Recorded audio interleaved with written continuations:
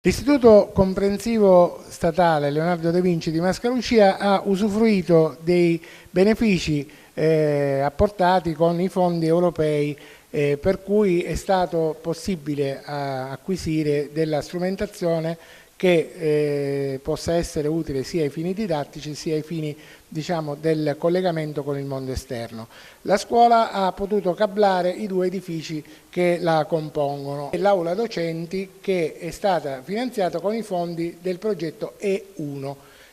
mentre con l'agenda digitale, ossia il progetto A1, è stato finanziato il cablaggio sia in via cavo che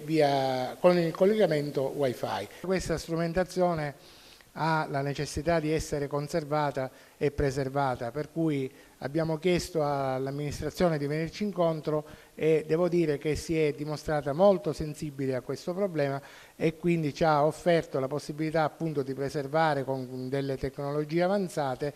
con un impianto d'allarme quindi adeguato, questa strumentazione che risulta determinante per la scuola Leonardo da Vinci e che quindi ha necessità di essere preservata. Quindi un grazie ancora all'amministrazione comunale per la sensibilità dimostrata.